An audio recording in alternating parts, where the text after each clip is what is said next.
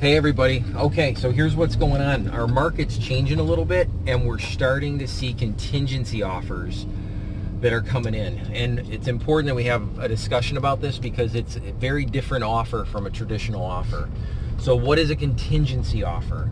That's when somebody's going to put an offer on a home. We had one this morning and the offer was like this.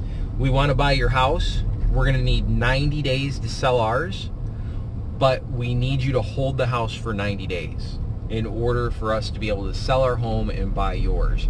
Now, in a hot market like we had last summer and fall, nobody's going to take that because they're going to get 1, 2, 3, 4, 5 offers on their house. But in a slower market, sometimes sellers are willing to do that. So what ends up happening?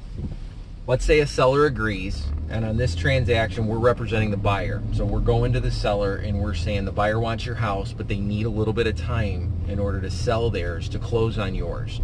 Maybe they haven't had any activity on their house in a few months. They're getting a little anxious to sell. They say, we'd be willing to do that.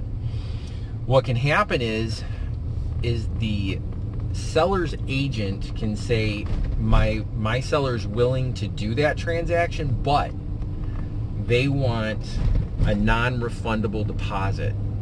And that's what's been going on in our market in the last few months here in Central Florida. So what does that mean? That means that the buyer has got to have confidence their house is going to sell in that period of time because they're willing to put some money up on that transaction that they're not going to get back if they can't close in that time frame. So in this situation, they asked for $5,000, $400,000 house. They're going to be taking it off the market for that period of time so that my customer can sell their home and then close on this new transaction.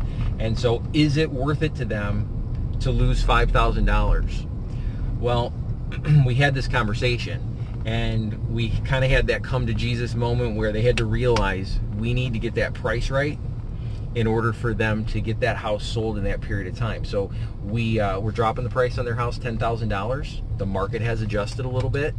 They realize that they need to do that in order to get the house that they want. Now, not everybody's willing to do that. In this situation, it's the house that they've been waiting to find. They found it, they want it, they're not willing to let it go. They're willing to put up a $5,000 non-refundable deposit in order to get that house. They're willing to lower the price on the sale of the home that they have, $10,000, to get more activity, more buyers in there. And we're going to do an aggressive marketing campaign. We're going to have 2 open houses on it the next 2 weekends. Hopefully we get a contract next weekend on it or this weekend on it, and we'll be able to get that closing synced up so that they can get the house that they ultimately want. So I just thought I'd put a video out there about contingencies. We haven't had to deal with it a whole lot lately, but it's starting. And so that is an option. Just keep in mind, sometimes the sellers, they want to make sure it's a non-refundable deposit on that house. We'll talk to you later.